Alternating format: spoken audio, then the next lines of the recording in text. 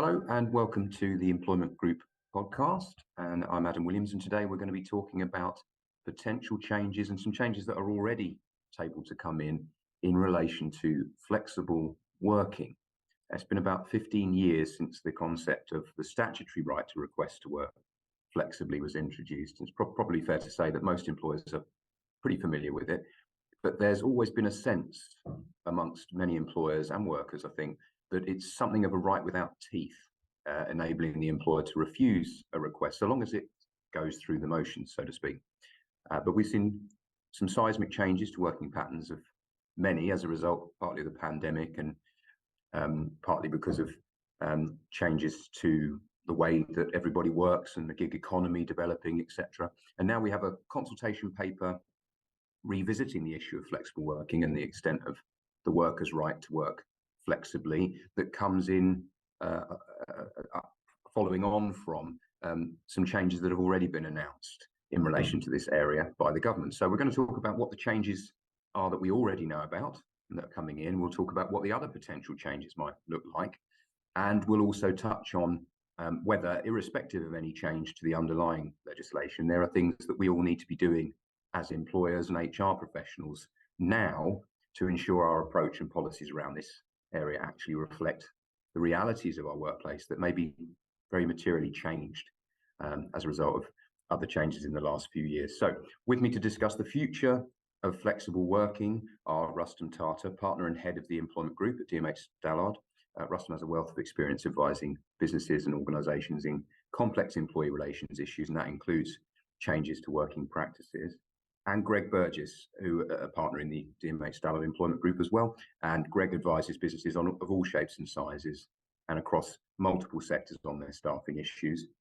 And in the context of flexible working, these businesses have a wide variety of approaches to flexible working requests. So some really good relevant experience there that I'm sure Greg can bring. And actually, Greg, I hear you have a reasonably amusing example recently that you were going to share with us of a flexible working issue. Reasonably amusing. I'm managing expectations for the listeners. Absolutely.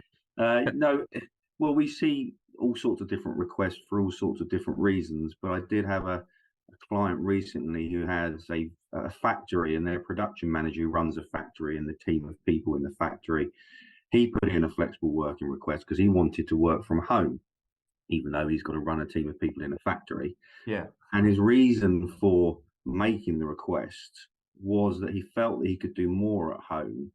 And his words were, because after working in this company for almost 15 years, I am tired of this place and the people, which isn't necessarily the most persuasive argument for an employer to hear. But anyway, needless to say, I think his flexible working request was rejected. But yes, quite unusually honest opinion from their worker. Indeed, your intuition will have told you there might be something of a bigger problem going on there, Greg. I thought for the employer. Yeah, I think there was a broader conversation to be had for sure. Yeah, indeed. Rustom, if we start with you, then let's get straight into it. Employers are pretty familiar with flexible working legislation, as I said at the off, but just in case there are any myths out there that need busting, can you sum up what it provides in terms of rights and obligations at present? Well, thanks, Adam. Yeah, so what we have at the moment is we've got some amending legislation that has received royal assent, but we are just waiting for what's called a commencement date. So in other words, when it actually sort of comes into force. And so what we're looking at essentially is, rather than the employee having to wait 26 weeks before they can put a request in and only being able to put one request in, that they'll be able to put two requests in any 12-month period. The employer will need to come to a decision. Currently, they need to come to a decision within 3 months. That will reduce down to 2. Okay. The employer is required to consult with the employee before refusing a request. There's an interesting point there about if they're going to accept the request, whether or not they actually need to have a meeting. And finally, the employee no longer has to explain what effect the changes or the proposed changes will have on the employer and how those changes might be dealt with. That was something which the employee, strictly under the current legislation, that's just about to go, as I say, has to give that explanation. Do you think that last bit's a good thing, Rustam? I've always felt that that was something of a strange kind of slightly strained process where the employee is telling the employer what the operational impact might be, regardless of their seniority within the business. And it's like, well, I've looked at the way the team's structured and how the finances work, and it always did, certainly in some occasions, it feel to me a strike a bit odd. It's really interesting, isn't it? There you go. You ask two lawyers, you'll get three views. I mean, I think it's a retrograde step to remove that. I do agree with you that it won't always be the case that what the employee can say will necessarily add anything meaningful to the consideration. But I mean, I think if you have a particular setup and one party is saying, I'd like to change it, I don't think it's unreasonable to expect them to be required to give their take on what the impact of that change would be and how it could be absorbed. But to the extent that sometimes, and probably like all of us, seen flexible working requests of all sort of shapes and sizes, and some perhaps slightly more stretching it, if we can put it like that, and others, quite sort of straightforward. But where you see them, and it's a small team, and there's clearly going to be impact, and then the employee says, I don't see that's going to have any impact on the employer whatsoever, and you just kind of think, well, either you're being disingenuous, or you really don't appreciate how the team work together. So personally, I think it's a retrograde step taking it out, but I do take the point that often it doesn't add much. Greg, we might find that kind of dialogue still happens anyway, mightn't we? Even if they remove the obligation on the employee. If you've got to consult, as Rustam said, in every case, then there's going to be a bit of to and fro, if that's meaningful, on this point of what is the impact, because that seems to me to come to the core of whether you can accept or reject. Yeah, you would have thought it's a natural part of the discussion, isn't it, for the employee to be showing that they thought about the impact and the employer to discuss the impact. What we've got to hope we also see, though, is that the employer is actually testing themselves and going off and speaking to other team members about the impact before just forming a conclusion of the impact that it might have. And what tribunals like to see is they like to see that there has been that inquiry that's been made of, for example, other people in the team or impact on the broader business before the employer jumps to that conclusion. It will have an impact, if you see what I mean. Yeah. But if you take away a statutory obligation to do something, then don't you give the employee the ability just to say, it's not my problem? It's not a question that you should expect me to have to answer? I suppose, again, maybe I'm just used to dealing on occasion with particularly difficult employees. I suppose the question then becomes, if ultimately, hopefully it never happens, you get to tribunal, where will the sympathy of the tribunal lie in terms of the employer seeking to effectively communicate and explore whether it can be agreed, and the employee just looking like they folded their arms? And you would say that there's some duty there on both sides, implied term, to engage meaningfully. But as you say, they would go, well, sorry, why was the law changed then to say that I didn't have to do this if I can't just fold my arms? Not quite Greg's scenario where they go, but by the way, I hate working here, but not the most engaging way of doing it. But yeah, Rustam, sticking with you then for the context, there's a consultation document, and there are some potential additional changes, but they're not yet established. They haven't got royal assent, have they, if I understand it correctly? What's the consultation on, and how much of a clear indication does it give us of the direction of travel for any further changes? Yeah, well, you're right. We're not even close to royal assent. We're just on, in fact, 2 consultation documents, just to make things even more exciting. The headline grabber is the consultation that suggests that when I referred to the 26 weeks continuous service that the employee needed to have, that will fall away. And essentially, it's being termed that it would be a day one right for an employee to make the request. So literally as and when they start, and that raises some potential practical issues in terms of how that might operate. That's the big one. But the other consultation that's going through is around the revisions to the ACAS Code of Practice in terms of handling requests. It's, in my view, a relatively thin consultation. It's somewhat sort of self-serving. It asks questions like, do you think it's a good idea or a bad idea for there to be consultation between the employer and employee before the employer makes a decision? Well, I think I'm sure all the employers listening to this podcast and most of us would be quite used to saying, well, of course, there needs to be some sort of discussion. But I mean, that may be that it's reflective of a concern, and there is concern, as you alluded to at the start, Adam, that these rights in some instances are largely ignored or lip services is paid to them. Yeah. So one of the things you mentioned there, Rustam, was the potential practical impacts around the right to request from day one, which, yeah, I can see why you're thinking about the impact there from day-to-day perspective. Do you think it's going to have significant practical implications, for example, in terms of recruitment processes? So yes, Adam, that's right. I mean, I think it's not fully worked through in terms of how it will operate in practice.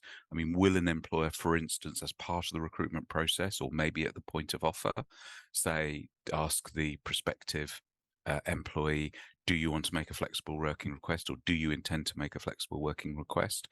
On the one hand, one can see how that might be sensible, so at least the employer knows, rather than have the employee rock up and then put the request in on day one. Of course, it's the right to make the request, to be clear. So they'd have to come in on day one, work the hours that they've been contracted to do, and it would only then be after the 2-month period potentially that would have to change. But in a lot of roles where perhaps employees are on a month or 3 months notice, 2 months isn't necessarily a very long time in order to get a replacement in, or get somebody who's going to work alongside them if they're going to be sharing hours or whatever else. So I think there is that practical piece. Of course, there's then the other bit which says, well, what if the employee says yes? What is the employer able to do about it? They say, well, hang on, I thought this was to be let's just take it in a standard basis. I thought this was to be a full-time role, or this was to be a role working particular hours. Is there a risk then of a detriment claim if the employer withdraws the offer, for instance, or in some ways the tone of the communication with the prospective employee changes at that point? So I think you can see, and I'm surprised that there hasn't been more of a clamour by employers against this, to be honest. And the consultation is still open, so employers can do that. But I mean, most employers would say, well, look, I'm looking to recruit. That's what I want to recruit. And okay, I accept that during the life cycle of an employment, the employee's personal circumstances may change. They may need to make a flexible working request, and I'll try and accommodate it. Seems a little bit odd to be saying, well, I'll advertise a role, you'll apply for a role, we'll talk about a role on a particular basis, and then day one, essentially, you can say, I want to change those working arrangements. Yeah, I mean, Greg, we're going to talk about tribunals, aren't we, and how these things can go wrong. And there's always the spectre of broader discrimination rights underlying this area, because you're always in the territory of criterion or practice when you're saying this is our approach to how we staff this area of the organisation, etc. But I mean, on that point that Rustam's just raised, I wonder whether you think, I'm thinking in my mind, does this take us to a place where the employer, where they know it would be an issue, have to go much further? You know, we already do the obvious one, like your continued employment's conditional on you having the right to work, thinking of my immigration hat on. Will they go much further in going, look, this role is conditional upon it being done in this way and that way? These are all the particular reasons why we're getting in first, and setting out the context to why, if you get in and 2 months later raise a flexible working request, you wouldn't be reasonably expecting it to be approved if it's in this sort of form. Do you think that that's where we'll go with it, to try and show our workings in advance? Or maybe employers won't, as Rustam said, not many employers have pushed back on it yet. Maybe they'll sleepwalk into it. That might be the more worrying thing. I think it depends on what the request will be. You know, if in a sort of crude example, an employer wants to fill a full-time post, and they offer to an individual who then says, well, I want to make a request to work 20 hours per week or something like that, then I think a tribunal will have some sympathy for the employer, who then rejects the flexible working request because they made it clear at the outset that it was a full-time post that needed filling. If the flexible working request is around, for example, a change of, I want to work from home more than you currently allow, and let's say, for example, the reason for that is because they have some particular, caring responsibility or a disability, then it may be slightly harder for the employer. And that's where the sort of robustness of the employer's onboarding process should allow them to identify and address those sorts of things that might crop up. If, for example, let's say they need to make an adjustment because of a disability, hopefully through the interview and recruitment and onboarding process, that would be drawn out. They can address it, and if they turn around and say we can't make that adjustment, we can't agree to your request, then hopefully a tribunal would stand by the employer in making that decision. Yeah, it's interesting because we'll see how it develops, and what's quite a tight labour market. The recruitment processes, I hear from employer clients of mine, it can be quite frenetic, and you find someone who can fit the job, and you move very quickly to secure them before they find something else. And so, how easy that will be initially, I don't know, but maybe that may be a trend that we see. So, on the processing and dealing with these request side of things, Greg, lots of employers won't be particularly daunted at the thought of having to consult with staff about flexible working proposals, but it's an area that can lead, as we've said, even if it's just indirectly, to tribunal hearing room if things don't go well. What approach do, I mean, we're talking in general terms, so not easy, but what approach do tribunals take to flexible working? Are there other types of claims that can arise? Yeah, so there is a claim that can arise under the legislation for failing to properly consider a flexible working request, and that's under the Flexible Working Regulations, which inserted a new section into the Employment Rights Act of 1996. Now, the claim that can be made under the Employment Rights Act can lead to a tribunal ordering an employer to reconsider the request, and can lead to the tribunal ordering compensation of up to 8 weeks' pay. So that's not a significant risk for an employer, and that's why, certainly in my 20 plus years of practicing employment law, I haven't seen a claim under that section.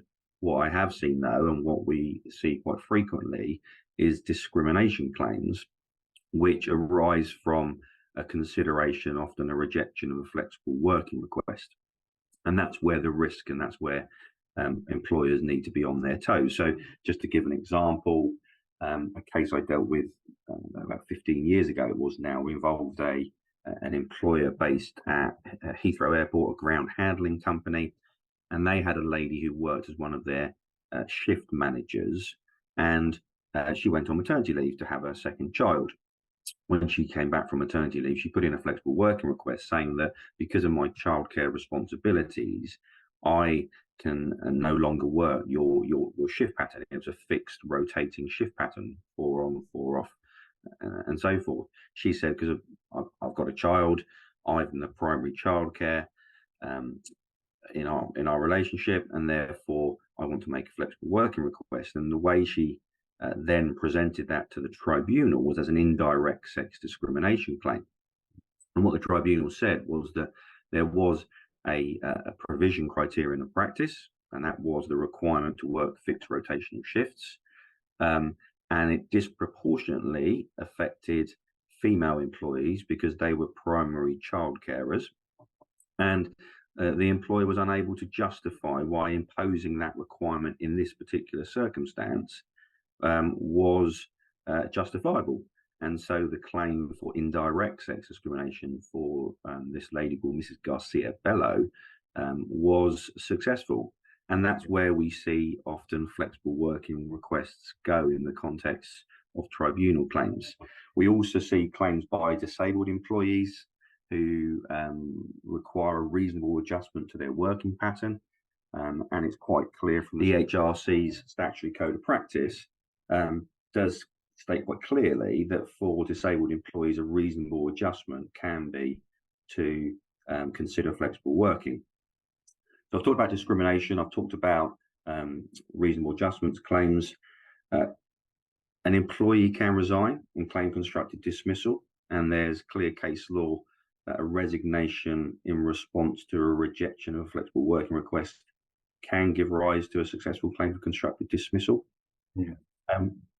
And often where employers trip themselves up is around the reasoning for rejecting a flexible working request. When I look at draft outcome letters for employers, a number of times over the years, I've seen reasons given where you select 3 or 4 of these statutory reasons for rejecting. And when you actually probe a bit deeper, it might only be one or two reasons is actually the real reason, but an employer thinks, well, let's put everything down, or as much as we can down, and try and align to those reasons. The trick is to keep it short, keep it focused on the actual reasons for rejecting. That really resonates with me, because what you were saying there around the equality legislation points to you were talking about objective justification, which you're just making a decision within the structures of the flexible working process, aren't you? But what you're ultimately having to show is we have a legitimate aim in operating in the way we do as the context for our rejection, and rejection of this individual in the circumstances is a proportionate means of achieving it. And I've seen the same thing, Greg, definitely. The employer can end up just going, well, we've got 3 out of the list on the statutory list there, we just put them down. They are true. We do want to ensure customer service delivery is excellent. They're not thinking, yes, but is the impact on the individual of rejecting their request proportionate in pursuing that aim? You know, what is the real aim here? And I think you're with me from what you said. In my mind, that is actually, well, as the legislation currently stands, often the more important area than the list in the legislation of the list of named reasons. It's actually, does it look ostensibly proportionate in pursuing your aim? Because it's not that hard. You must have seen a lot. It's not that hard.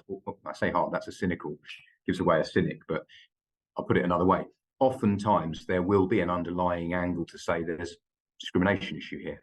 I've got childcare responsibilities, I have a disability, as you say. So you know, more often than not, you will be thinking about those things. I think tribunals, you know, obviously they're always mindful of the size and the resources of the employer. In my example, you had a reasonably large employer with 700 employees working at Heathrow. And I think the tribunal probably felt that there was a certain level of intransigence on the part of this employer, because they weren't able to be flexible to accommodate that particular individual. A larger employer probably can be more flexible. It would be, I think a tribunal would form that view, whereas they might be more sympathetic to a smaller employer who can't shuffle staff around, who can't change working patterns quite so easily. I think that those are factors as well. Yeah, that's really helpful. I just got to jump in there if that's okay. I mean, I think it's really interesting, this discussion, but I mean, if you have a larger employer with a larger team, there are more people impacted by one person saying we want to change things. That does, for instance, I just put it out there, does, for instance, a larger employer periodically say to all of its employees, anybody who wants to put a flexible working request in, put it in now. You have a window in which to put it in. We'll then have a window to see what we can make work.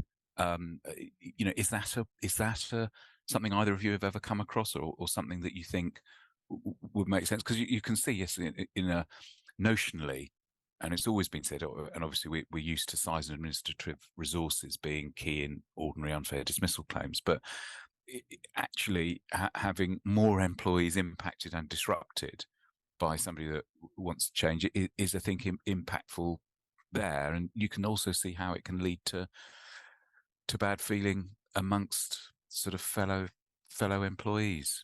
So I don't know. Yeah, I mean, I've not seen it done in a formal way like that, but it does go to an issue that sometimes comes up. We might talk about this in terms of what do we mean by consistency of approach? Because when we talk about discrimination, of course, we talk often about you need to be consistent, but that doesn't mean you have to say yes to the same request when you get it a second or a third time, because the fact that you've granted it twice already might be the reason why you can't grant it the third time. But that creates the perceived unfairness, in part, Rustam, of not having that window where the third person requests and says, well, Jane and Bob have both been approved for this request and I'm being told no. That can't be right. An employer says, well, I'm afraid the circumstances were sufficient to us to grant for those two, but having a third person doing it doesn't work. How's that going to make that individual feel about Jane and Bob, or indeed the HR team? But how many employers are going to invite in the way that you've described? I don't know, Greg, what you think about that, to say, an annual window or whatever, so that you do get the broader picture. Well, I think the broader point with flexible working now is it's moved on so far from where it was 15, 20 years ago. 15, 20 years ago, it was employers dealing with ad hoc requests. And now it's a whole cultural piece, isn't it? It's not just about flexible working applications as we're talking about and changes to the process. Employers want to try and develop and foster a culture of flexibility, because they know, in the battle for talent, it's so important to attract people, and flexibility is often a key part of that. So I think it's just evolved so much, the whole concept of flexible working, to a point where now it is an expectation, more than just a right. Yeah, well, you've picked up really helpfully there on a point I wanted to take your temperatures on. You obviously day to day you're working with employers, seeing how they're operating, how they're managing this.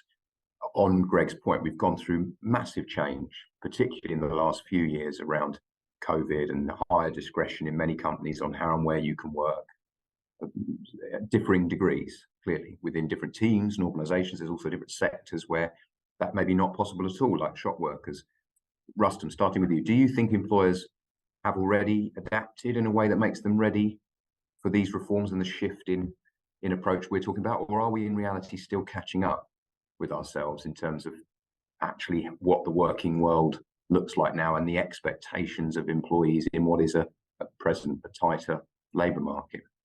Well, I think Greg makes a really good point, in that this is part of where we started in terms of just looking at the changes to the specific flexible working legislation is really just the start. It's almost the finger on the hand, as it were. But I think that those wider changes that you talk about in terms of expectation.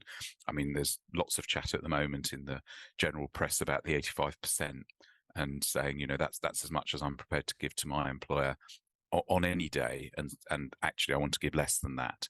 And of course, there's maybe a clash of working cultures, maybe a clash of generations there in terms of the expectation.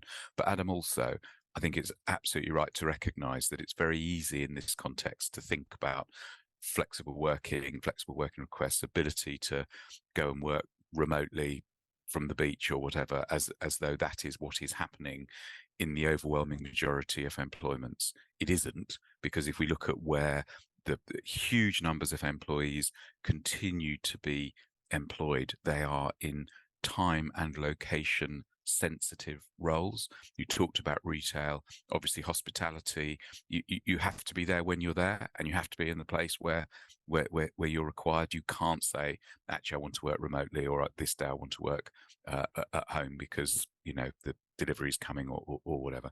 So I think what we're seeing is a further kind of polarization of the, looking at it macro scale, almost of the kind of employment market.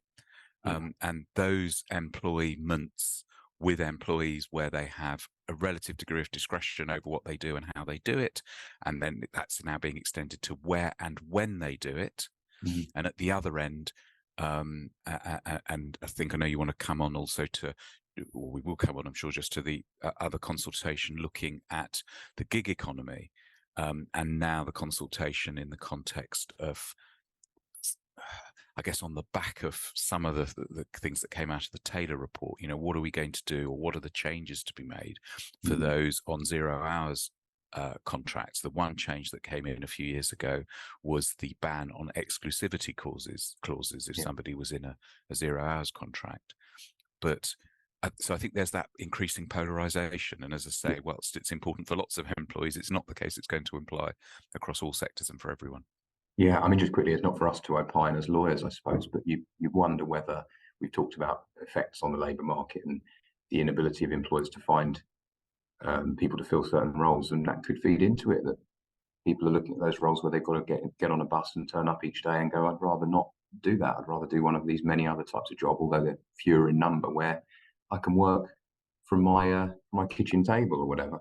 I mean, anecdotally, certainly in the immediate sort of COVID aftermath, or even in relative sort of early days, there was definitely a sense that some people who'd been in those employments where they were absolutely kind of chained to the workplace at specific times were looking to move to roles which just gave a degree of flexibility and autonomy.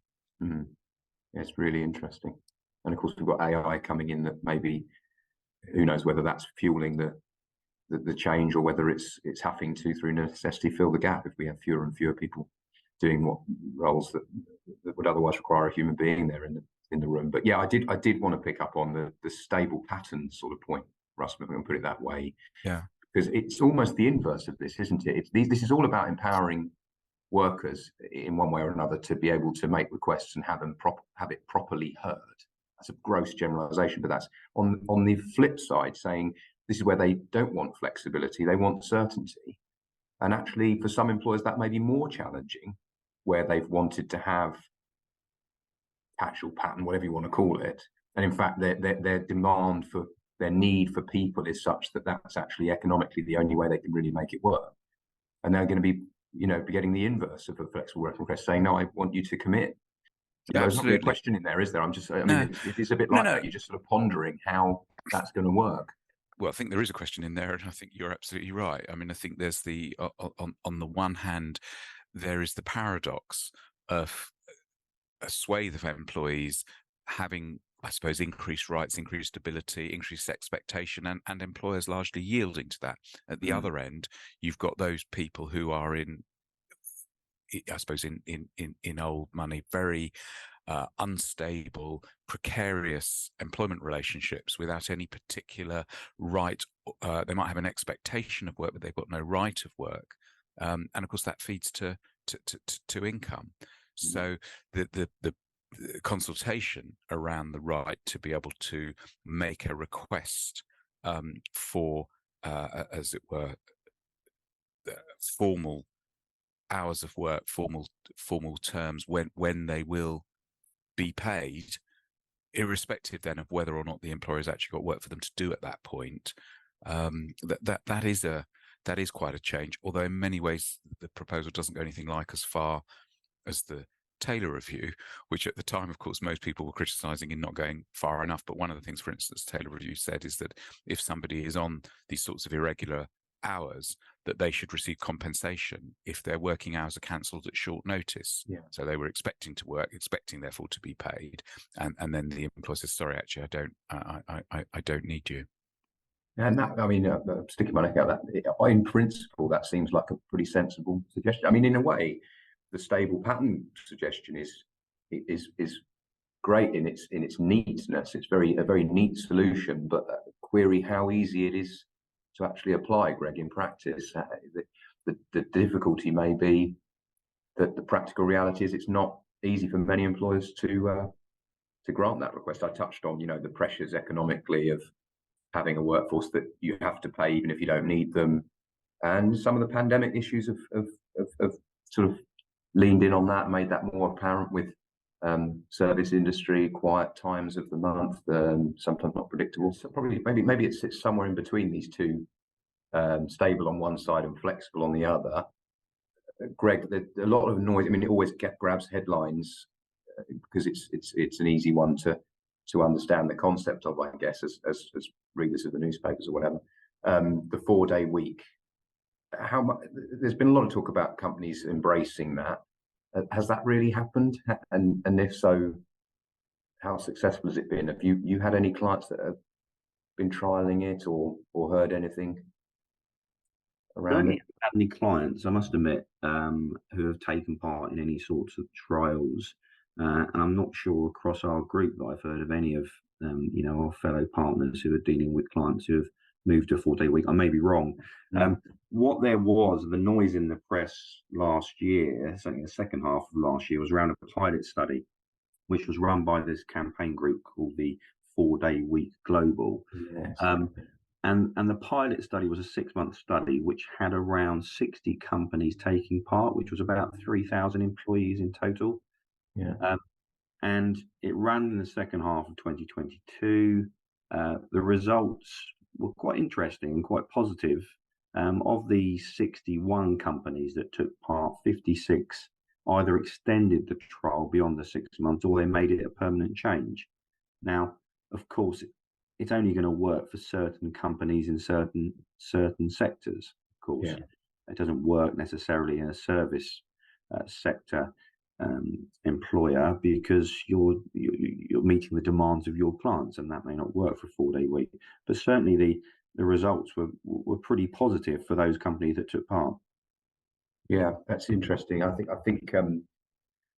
it's a fairly broad number. It's quite a fairly decent number of employees, but as you say, maybe sort of slightly sector specific. But the productivity side of things was quite telling, wasn't it? And interesting coming out of that. And maybe it goes to this issue of, I mean, if you think of our sector, the legal sector, going into the pandemic, we probably, as a sector, made a number of assumptions about what could or couldn't be done from home, and that certain things simply couldn't be done from home. But then the mother of all invention, necessity, said, close all the offices and go home, and actually things could be done. And I suppose there's a bit there. I'll ask for both of your takes on what employers should do to best prepare themselves for these requests and the evolution in this area. But it almost sounds trite, but it's important to be seen not to have made assumptions, I think, about what could or couldn't work. All the more so if there's an underlying discrimination issue and detriment. But that's my take. But what for each of you to close the discussion, which thank you both, it's been really interesting. What's your suggestion or tip to our listeners as employers, HR professionals, as something they can focus on to best position themselves for the challenges of flexible working requests? Greg, do you want to go first? Yeah, sure. Well, look, this comes through from the case law over the last 15 or 20 years. You know, the employers need to start from a positive perspective. You know, rather than focusing on the reasons why it can't work, they need to be focusing on the reasons why it could work, and to be open-minded about looking at alternative solutions if it can't work, having a genuine consultation with the individual and potentially with others in the team or in the business that are effective, and to use trial periods to assess it where they can. These are things that the case law has drawn out over the last 15 to 20 years, and they will remain in the newer world of flexible working very, very important. And that's what I think, I can see the direction of travel continuing to go. And to be honest, most employers are already pretty good at this stuff, it seems to me, and because they have to be. Yeah, I'm with you 100%, Greg. You've got my vote. Rustom, are you going to go so far as to say employers should now, on your idea earlier in the discussion, they should open up a window of time each year for certain teams to get their requests in? Well, I think that would make some sense. It's a bit like the holidays, when people book holidays and the same people in the teams always booking the same periods, and that can cause sort of dissatisfaction. I mean, I think I agree with Greg in terms of that sense of direction of travel, although I'd caveat it that is in certain industries and certain sectors. I think it's probably, in that context, there's two things. One is making sure that the processes are sufficiently robust.